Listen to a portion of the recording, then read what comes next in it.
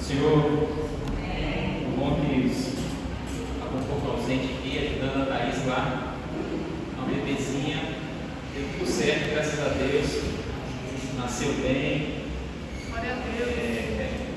Foi uma experiência incrível, mais uma vez.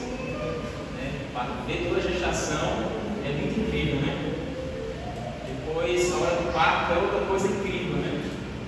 Depois estar com aquela coisa fofinha na sua mão é outra coisa incrível. Só por aí daria para ter um Deus já. Mas tá bom, Senhor, não precisa mais nada, não precisa nem pregar. Já sei que existe um Criador que perfeitamente ordenou todas as coisas. Tudo que a bebê precisou, ela teve na gestação, tudo que ela nasceu, também ela teve depois. É maravilhoso. Quero situar os irmãos. Em breve ela vem fazer uma visita aqui. Tá bom? Em breve. Completou um mês agora, dia 17. Queridos, a gente tem falado sobre a vida de Abraão. Eu escutei a pregação do pastor Luciano na terça passada. Eu achei muito bom, de muito ensino, de muito encorajamento para os irmãos, de viver uma vida como Abraão, de buscar amizade, de buscar aliança, de conhecer, de passar pelo processo da vida, para no final amadurecer e Deus fazer uma aliança com ele. E foi muito bom. Escutei a pregação também da pastora Jo sobre enfurecer. Que pregação potente, forte, de gente madura. Graças a Deus é o trabalho da mídia, né? Muito obrigado, Léo, por servir a nossa igreja com esse serviço seu. Então a gente tem visto as mensagens podendo sair daqui para vários lugares. Olha que legal. E quem não nos conhece pode conhecer o que falamos, sobre o que falamos, da forma que falamos. Isso é muito bom. Queridos, hoje eu queria dar continuidade sobre a vida de Abraão. E eu quero tentar ser o mais simples possível, mais prático também possível. Eu queria que vocês abrissem aí em Gênesis capítulo 18. Espero que o Pai nos abençoe, por favor, Senhor, de forma simples, mas abençoe o nosso coração, para que possamos falar um pouco mais sobre Abraão. Gênesis capítulo 18. Ok? Foi mais ou menos aqui que o pastor terminou, eu percebi. Pelo menos eu fiquei no vídeo lá. E eu achei ótimo continuar daqui mesmo. Que fala assim, queridos. Depois apareceu o Senhor a Abraão, os carvalhais de Maré, estando ele sentado à porta da tenda, quando era a hora mais quente do dia. Versículo 2: E levantando os olhos e olhou, Abraão que estava olhando, né? Eis que 3 varões estavam em pé junto a ele, e vendo-os, correu da porta da tenda ao seu encontro e inclinou-se à terra. E disse: Meu Senhor, se agora tenho achado graça aos teus olhos, rogo-te que não passe do teu servo. Traga-se agora um pouco de água e lavai os vossos pés, recostai-vos debaixo desta árvore. Entrai e trarei um bocado de pão para que esforceie o vosso coração. Depois passarei adiante, porquanto por isso chegaste até o vosso servo. E disseram assim: Faz como tens dito. E Abraão correu apressadamente para fazer tudo o que ele tinha falado que ia fazer. Amém? Queridos, que a gente vê uma coisa que eu queria pontuar aqui. Eu queria hoje trazer um pouco do aspecto da vida de Abraão sobre a oração. A palavra aqui, quando Abraão vê, o que está acontecendo? Abraão está sentado na tenda, ele vê 3 homens, 3 anjos. Ele percebe que são 3 anjos. E ele corre e vai receber esses anjos e pede para que eles não vão adiante, a não ser que eles parem um pouco e comam com ele, conversem com ele um pouco. E os anjos aceitam o convite. Desses 3 anjos, um é misterioso, porque um é tratado como Deus. Amém? Um é tratado como Deus, como se o próprio Deus, ou o próprio Deus em forma de homem, está lá. E aí para frente, não é um objetivo aqui, a gente poderia destrinchar isso. Mas o que me chama a atenção aqui, queridos, é que Abraão vê eles de longe e percebe que eles são, e corre ao encontro dele e se prostra no chão. A palavra adoração nasce dessa palavra aqui, prostrar. Adoração significa prostrar. É um ato físico, onde eu me prostro em terra, na frente de alguém. Foi isso que Abraão fez na frente daquele anjo, que era o Senhor. Ele se prostrou na frente dele. O que me chama a atenção é que Abraão de longe reconheceu. Então, o primeiro requisito, queridos, para que a gente se envolva e tenha uma vida de adoração, a primeira coisa que a gente precisa é reconhecer onde o Senhor está. E para reconhecer onde Ele está, a gente precisa primeiro conhecer quem Ele é. Sim? Não tem como adorar se eu não conheço. Perceba a vida de Abraão. Deus fala com ele, Abraão, e ele ouve, e a Deus diz, sai da tua terra, pega tudo que tu tem, vai para a terra que eu vou te mostrar. E Abraão obedeceu, pegou tudo, não protegeu nada, pegou tudo que ele tinha, colocou em vulnerabilidade e caminhou na palavra do Senhor.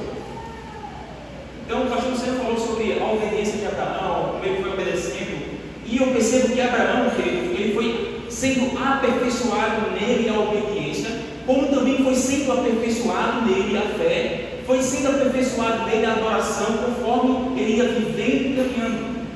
Abraão tem 75 anos, ele caminhou. A promessa do nascimento do filho veio com 99 anos. Olha quanto tempo Abraão ficou andando, obedecendo a Deus, ouvindo a Deus, e peregrinando pela terra, andando. Então a fé de Abraão foi se desenvolvendo. Então isso nos explica por que quando Abraão vê esses 3 anjos de longe, e ele corre ao encontro dele, ele sabia que era o Senhor. Ele reconheceu que era o Senhor. Então o primeiro requisito para que a gente tenha uma adoração verdadeira, para que possamos ser adoradores, é conhecer o Senhor. Por isso que ele prostrou-se diante daquele anjo que é o Senhor. Ele reconheceu ele, prostrou. Se ele não tivesse reconhecido, ele tinha passado direto. Ele não tinha se prostrado. Em algumas versões vai falar assim que Abraão deu boas-vindas. Não é boas-vindas. Ele se jogou no chão e adorou e prostrou-se nos pés daquele anjo. Bom, queridos, cuidado com algumas traduções que elas são muito superficiais, chama de tradução dinâmica. Ela tenta trazer sentido para o nosso contexto atual. Mas não podemos apenas entender uma linguagem atual sem antes cavar o que ele tinha que dizer naquela época, no original. Então ele adorou. E partindo desse princípio de precisamos conhecer a Deus para que possamos adorar, eu lembrei de Jesus, nosso querido mestre Yeshua, que falou para aquela mulher samaritana em João capítulo 4, versículo 22. Vamos ver, queridos, lá? Porque são textos bem simples, mas que podem trazer mais significados para a gente hoje. João 4, 22, fala, ele estava conversando com a mulher, falou, vós adorais o que não sabeis, o que não conhece. Nós adoramos o que sabemos, porque a salvação vem dos judeus.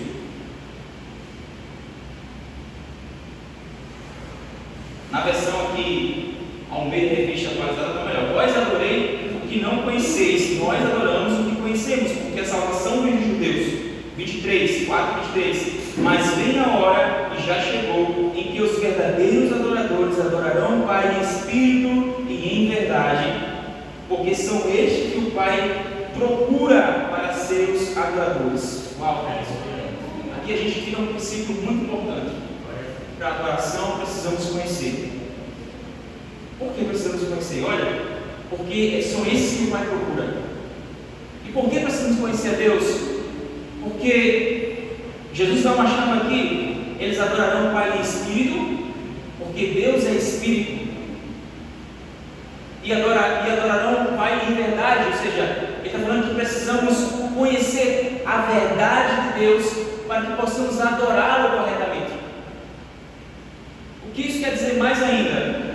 Nós podemos adorar uma imagem da nossa imaginação, na nossa cabeça, e não ser Deus. Nós podemos criar um Deus para a gente e adorar, pensando que estamos adorando a Deus. Falar: e agora, João, o que vamos fazer? Nós precisamos fazer o que o pastor Luciano falou na mensagem passada. Precisamos investigar, buscar, ir atrás, para conhecer a Deus. Sabe o que é mais interessante, queridos? Que não é uma iniciativa do homem em buscar a Deus, mas é uma iniciativa do próprio Deus em se revelar para o homem. Uau! Nós precisamos só apenas saber onde o Senhor está falando. Porque é a iniciativa do próprio Deus. Deus que visitava Adão, Deus que chama Abraão. Não foi Abraão que encontrou Deus, foi Deus que falou: Abraão, sai da tua terra. Ou seja, é o Pai que procura os adoradores. Então ele encontrou Abraão. E eu sei que nós podemos ser também encontrados por ele. Então, quando fala em adorar em espírito, porque isso existia, onde que nós devemos adorar? Na igreja, no monte, ali, no templo, tá? Jesus fala assim: vem um momento em que vocês não adorareis nem aqui nem ali, mas os verdadeiros adoradores adorarão o Pai em espírito. Por que espírito? Porque Deus é espírito. Porque podemos adorar Deus em qualquer lugar, porque Deus é espírito.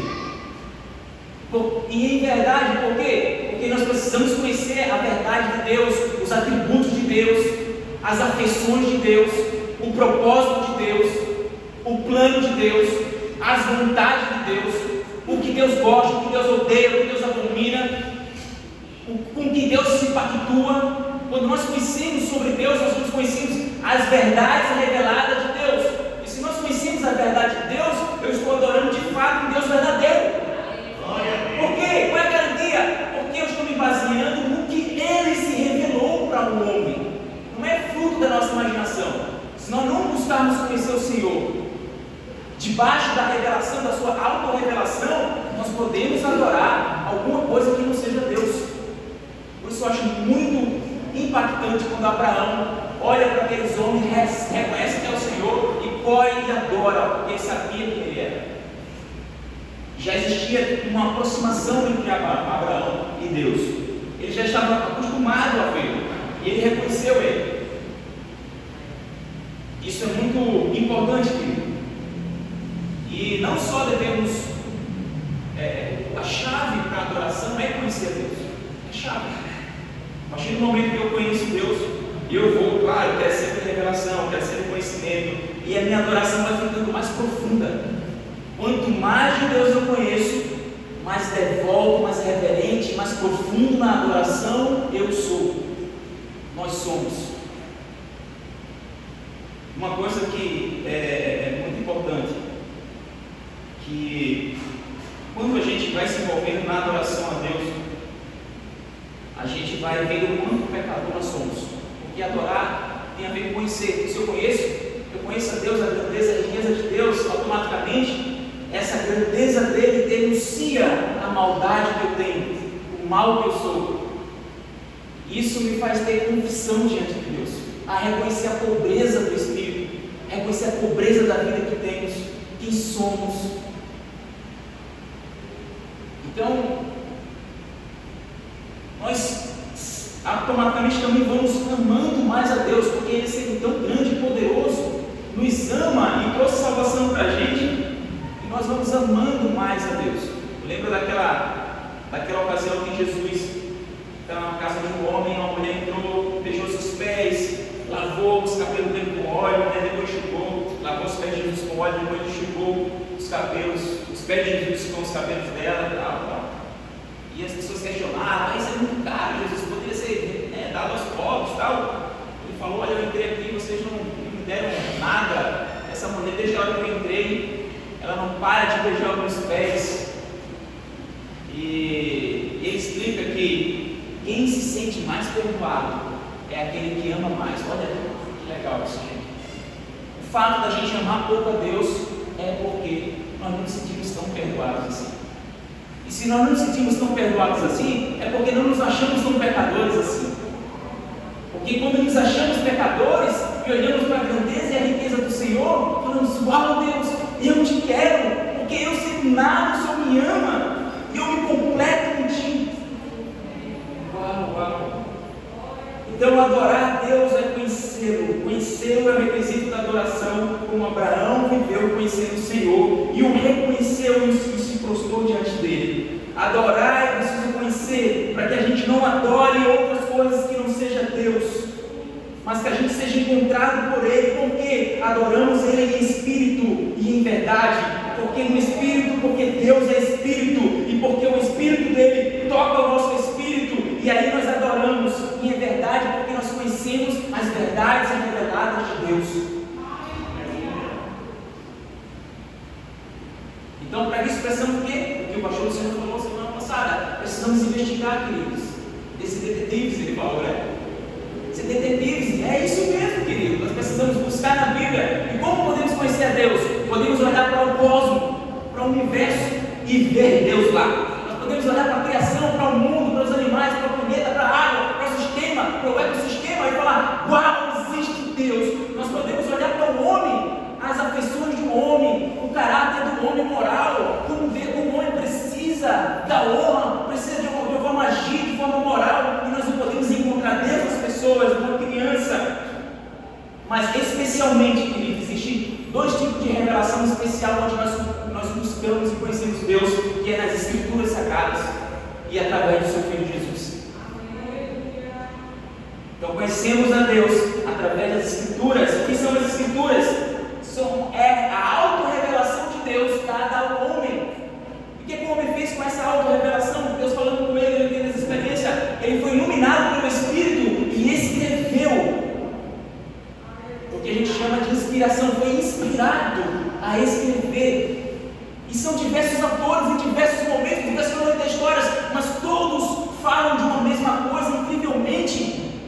As Escrituras, com milhares de anos, uma atrás da outra, uma longe, lugares diferentes, autores diferentes, mas todas convergem em uma coisa só: na revelação divina de Deus para o homem. E se não bastasse isso pelos profetas, pelos patriarcas, nós conhecemos pela vida do próprio Jesus, porque Ele é o Deus encarnado, revelado intimamente para o homem. Então, se a gente conhece a Jesus, aí Ele é o nosso mestre, nós estamos vendo o Pai. Foi o que Ele falou: como vocês pedem para eu ver, para ver o Pai? Se vocês estão comigo me vendo, vocês estão vendo o Pai. Porque Colossenses fala, você que estava aqui o texto, que Ele é a imagem invisível de Deus. Ou seja, quem estava conversando, não vou entrar nisso, mas quem estava conversando com Abraão naquele dia? Jesus! Yeshua!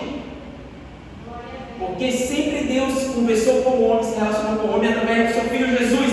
Ora, aparecendo como homem, como figura de homem, mas cada dia Abraão, quando ele olha para o céu, vê esse cara subindo e descendo. E depois esse próprio Jesus, esse próprio anjo, Deus, homem, que aparece no Antigo Testamento, vem e se encarna para conversar com o homem. Porque ele não poderia conversar com o homem com toda a glória que ele tem, senão o homem morria. Por isso que a hora ele aparece como homem, como anjo, para não matar os homens. Porque ele quer se relacionar com o homem resgatado, não matá-lo. Bom, mas isso é conversa para outra hora, querido. Toda a Escritura aponta para Jesus. Quem conversou com Abraão? Jesus. Com Moisés? Jesus. Então toda a Escritura, você lembra daquela passagem do Caminhos, os discípulos do caminho de Emaús, eles lá fraquejando: Deus, Jesus morreu, né, e tal. Jesus aparece ressuscitado já para ele, começa a caminhar com eles, fala: vocês não, fala, gente, calma aí, vocês não lembram o que diz as Escrituras? Olha, analisar as Escrituras.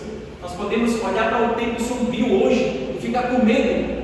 É como se Jesus falasse: analise as Escrituras, porque nada existe de novo no céu que não tenha já sido dita que iria acontecer. Então Jesus começa a explicar para aqueles homens aonde falava sobre ele nas Escrituras. Porque toda a Escritura, querido, guarde isso no seu coração, isso é uma chave para o seu crescimento de fé. Quando você lê as Escrituras, leia procurando Yeshua, leia procurando Jesus, porque é dela que toda a Escritura está falando, é dele. Amém? Em Gênesis, até o final, tá? É uma chave. Leia procurando Jesus. Querido, se a gente não conhecer a Deus, não procurar conhecer, não investigar, nós vamos adorar, vamos adorar, por quê? Porque nós somos pessoas adoradoras por essência. Sim? Nós adoramos, não importa. A grande questão é o que você está adorando. Porque o homem, ele tem um vácuo dele que necessita adorar algo ou alguém. O que nós estamos fazendo é direcionar isso para a coisa correta, que é Deus Criador, Jesus. Existe uma frase muito interessante que ela sempre, eu sempre hora ou outra eu penso nela, que é de, vou lembrar do nome aqui, Deus. Eu não lembro o nome dele, vou lembrar depois, se alguém souber, fale. Ele fala: o coração do homem é uma fábrica de ídolos. Porque nós o tempo inteiro estamos procurando alguma coisa para adorar, o tempo inteiro estamos procurando alguma coisa para venerar, alguma coisa para acreditar, alguma coisa para buscar, alguma coisa para suprir as nossas necessidades, alguma coisa que nos conforte, alguma coisa. O homem, o coração do homem é uma fábrica de ídolos. Foi isso que aconteceu com um povo que há poucas horas estava passando no Mar Vermelho, há poucos dias, e depois de um tempo já estava construindo um bezerro de ouro no deserto. O homem, ele é inclinado à adoração, ele é um ser espiritual que precisa adorar, porque a adoração é um ato espiritual. A grande questão é o que nós estamos adorando. O que nós estamos buscando, em que estamos buscando ser completos? Entende, querido? Porque se a gente não buscar conhecer o Senhor, nós podemos estar adorando um Deus que não é um Deus verdadeiro. E aí nós estamos caindo em idolatria. Qual é a diferença da gente para os católicos? Nenhuma. A diferença, digamos assim, o que pode acontecer, né? É que o católico ele faz uma imagem e depois ele esculpe a figura. Mas antes de se esculpir, a imagem está onde? A imagem nasce da onde? Na mente. A diferença é que a única diferença é que talvez a gente não esculpiu um ídolo, mas podemos estar adorando um Deus diferente do que realmente o Deus da Bíblia fala. Por isso precisamos correr para conhecer, queridos. Correr para buscar o Senhor, correr para ler as Escrituras, se assentar-se com as mulheres mais velhas, se assentar-se com os irmãos mais maduros, conversar e crescer na fé, para a gente não cair na idolatria. Porque ter uma ideia errada sobre Deus já é idolatria. Então precisamos amadurecer, aprofundar nossa fé. Deu para entender, queridos? Deu uma ideia errada sobre Deus, não é o que Deus falou, já é idolatria. Por quê? Porque eu estou adorando um Deus que não é Ele de verdade. Então a gente precisa buscar muito sério. Porque a gente pode gastar anos da nossa vida adorando um Deus que não é o Deus realmente. Bom? E por que tudo isso, né? Queridos, quando a gente se envolve na adoração a Deus, a nossa vida é transformada. Sim? Por quê? Porque conhecemos a Deus, a sua gloriosa, a sua majestade. E isso gera em mim adoração, porque eu reconheço, eu o conheço, eu me prostro diante dele. A palavra adoração, como eu falei, significa prostrar-se. E o que é prostrar? Estar prostrado diante de alguém? É estar inclinado, reverenciando a pessoa, mas também está colocando em vulnerabilidade a minha vida.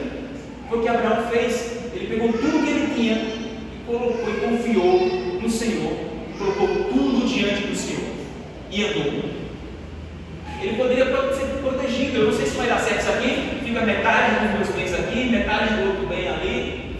mas ele colocou toda a sua vida em vulnerabilidade, porque ele confiou em Deus. Então, o chamado de Deus para os adoradores é: abra mão da sua vida, coloque tudo vulnerável para mim. Tudo seja vulnerável para mim. Me reverencice, mas tudo, entregue tudo ao Senhor. Ao fazer isso, nós temos uma vida. Se nós contemplamos a Deus, nós temos uma vida totalmente transformada, queridos. Não existe nenhum ser humano que tenha um encontro com Deus e a sua vida permaneça nele. Não tem como. Se nós nos reunimos e adoramos ao Pai, adoramos a Deus, se vamos crescendo em conhecimento, e eu tenho visto as mensagens que têm sido pregadas, querido, existe um movimento do Espírito de amadurecimento, de crescimento, de tornar a igreja mais profunda, ter uma revelação maior sobre Deus. É só daí, através de conhecer Deus de fato, do que Ele é, que nós vamos nos tornar verdadeiros adoradores. E se nos tornarmos verdadeiros adoradores, o Pai nos encontrará. Deus nos encontrará, porque é Ele que procura, nem somos nós que queremos. É Ele, é uma ação dele em procurar os verdadeiros adoradores. É uma ação de Deus, Ele que procura. Então, uma vez que a gente se envolve em uma vida de adoração, em conhecer a Deus, nós temos uma vida transformada. Porque o que a adoração faz, é o que ela fez com Abraão: transformou a vida de Abraão. Abraão saiu de um lugar onde só existia ídolos. Dizem a tradição que o pai de Abraão vendia ídolos. Ele tinha uma loja de ídolos. Deus tira ele lá de dentro para poder caminhar no deserto, aprendendo, porque ele estava na terra que era politeísta e adorava vários deuses. Abraão não conhecia Deus, ele foi conhecendo a Deus na medida da jornada dele de vida. Nós só temos, escute, queridos, nós só temos uma jornada de vida para conhecer o Senhor. Só temos um tempo, um período. Se você se abrir para o desejo do Pai, que já é se revelar a você, você vai ter um encontro com o Deus Criador de todo o cosmos, que preenche todas as coisas. Sua vida vai ser transformada. Não há lugar para ressentimento. Eu acho, dói, não há. Por quê? São coisas eternas, espirituais. Quem olha para essas coisas não consegue travar por nada no mundo, porque está com o olho fixo no Criador, no Consumador da fé, no Criador. Glória a Deus. Não há lugar para lamentos, não há lugar para ressentimento. Porque estou vendo diante de mim a eternidade. A adoração em nossa vida gera compaixão, amamos uns aos outros, nos preocupamos uns aos outros. Por quê? Porque sentimos um amor derramado e o perdão de Deus sobre nós.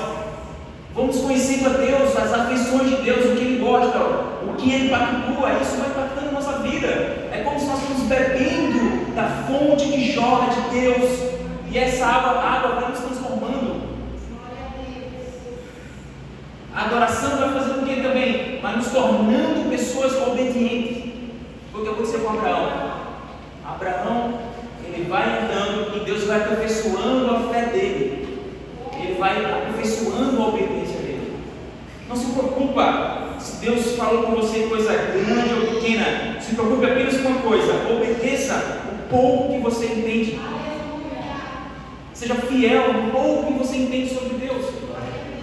Deus, Ele não quer que você faça coisas mirabolantes, apenas que você reconheça o lugar dele na sua vida. A adoração, ela nos transforma. A adoração, ela não deixa, não abre brecha para o ressentimento. A adoração, ela nos capacita, ela nos aperfeiçoa na obediência. Ou seja, queremos ser legalistas, queremos obedecer muita coisa, sem estar prostrado diante do Pai, diante dos pés de Jesus primeiro. Primeiro eu me prostro, depois eu vou obedecer, eu vou servir.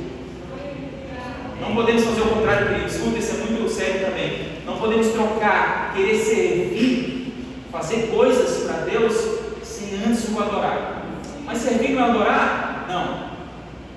Primeiro eu tenho que conhecer e reconhecer quem é Jesus, quem é Deus. E depois de adorar, depois de Ele transformar a minha vida, depois de eu o conhecer, Ele vai me habilitar, me capacitar para o serviço para Ele. Senão, eu tenho que ficar no escapismo, eu não sou confrontado com a verdade dele.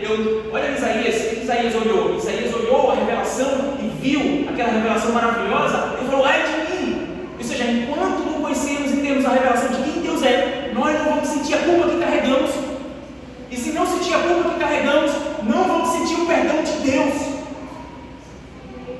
Se eu sentir o perdão de Deus, eu vou me sentir amado. E se eu me sentir amado, eu não vou desejar nada na minha vida a não ser estar diante dos pés dele. E é isso que para finalizar, o que eu penso, uma adoração como Abraão, ou seja, na vida particular dele, no seu íntimo com Deus, chegou ao ponto de as pessoas reconhecerem: nós reconhecemos que você é príncipe de Deus, Abraão. Vá-se embora em paz. Uau! A vida de Abraão, as atitudes dele, estavam fazendo as pessoas reconhecerem que Deus estava com ele. Ele não chegava no lugar: olha, eu sou servo de Deus Altíssimo, cuidado comigo, viu? Não, a vida dele, as obras dele, a forma dele andar, fazia as pessoas reconhecerem: cuidado, não mexe com esse, porque ele é príncipe de Deus. Então, a gente pode pensar a adoração, queridos, primeiro no contexto particular da vida, nos ritos cotidianos, onde eu acordo, onde eu me prostro diante do Senhor, onde eu leio, onde eu oro, onde eu busco, onde eu dirijo meu carro, onde eu penso em Deus, onde eu medito, onde eu leio a Escritura, leio um livro, converso com os irmãos, trabalho com o pensamento de Deus, buscando a Deus, pedindo a direção do Pai, na minha vida, no meu cotidiano, no meu dia a dia, nos meus afazeres, na vida ordinária. E depois nós podemos pensar na adoração aqui, na vida pública, juntos, reunidos como comunidade, reunidos como igreja, como comunidade de discípulos, como comunidade de fé, como família de fé. E agora cada um que conhece a Deus, cada um que tem uma revelação, cada um que tem estudado, que tem buscado, que tem orado na sua casa, que tem adorado a Deus, que está tendo a sua vida transformada, todo mundo nesse movimento. Agora nós nos reunimos como santos de Deus para fazer a mesma coisa juntos agora. O quê? Adorar juntos a Deus. Para adorar juntos a Deus. O que vai acontecer, queridos? Nós temos que chegar aqui com uma expectativa lá em cima. Chegar aqui sabendo quem Deus é. Conhecemos a verdade dele, conhecemos quem ele é, o que ele gosta, quais as afeições. Nós temos que chegar aqui assim, com toda a expectativa, com toda a potência do mundo, para nos lançar aos pés do Senhor e para o adorar. O que eu quis passar, querido, era esse ponto, que a adoração, ela parte do conhecer a Deus. Isso é muito importante. Conhecer a Deus é que vai dar a habilidade para a gente adorar. Conhecer porque Deus já se revelou para a gente. E a adoração, ela produz transformação de vida, toda uma mudança de vida em nós. E depois pensar um pouco, não deu tempo, sobre a adoração coletiva, a adoração pública, juntos. O que devemos fazer, qual a nossa expectativa. Mas uma coisa para resumir, eu queria ler só Colossenses 3,16 para a gente fechar. Abra aí para a gente fechar, ou escute dele, não se preocupe. Deixa eu ver a hora aqui. Na hora já. 3,16 resume como tem que ser o nosso convívio em adoração coletiva para Deus, a nossa adoração pública. Habite ricamente em vós a palavra de Cristo, instrua-vos e aconselhai-vos mutuamente em toda a sabedoria, louvando a Deus com salmos, com hinos, com cânticos espirituais, com gratidão em vosso coração.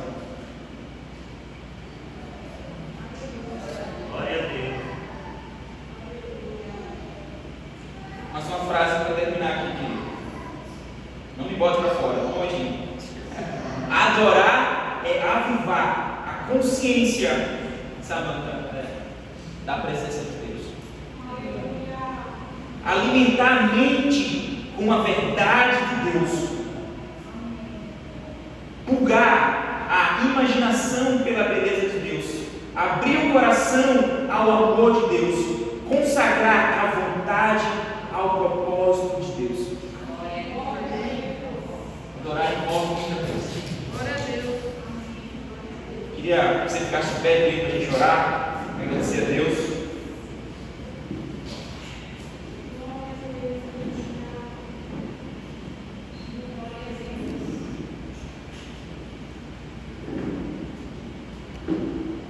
Pai, nós louvamos o nome do Seu Filho Jesus, porque foi a Sua vontade em se revelar para os homens, em nos transportar do reino das trevas para a Sua maravilhosa luz. Foi atitude e ação Sua. A nossa adoração é apenas uma resposta ao que o Senhor já fez por nós. Nós adoramos em uma ação de corresponder, responder à Sua iniciativa, Deus. Por isso que eu peço ao Senhor que coloque em nossos corações o desejo ardente de conhecer ao Pai, de conhecer a Deus. Coloque em nossos corações a vontade de te buscar, a vontade de beber da Sua água, a vontade de comer do pão vivo que desceu do céu. Por isso que eu te peço, Deus, aumenta em nós nesses dias ainda mais a revelação sobre a pessoa de Jesus Cristo.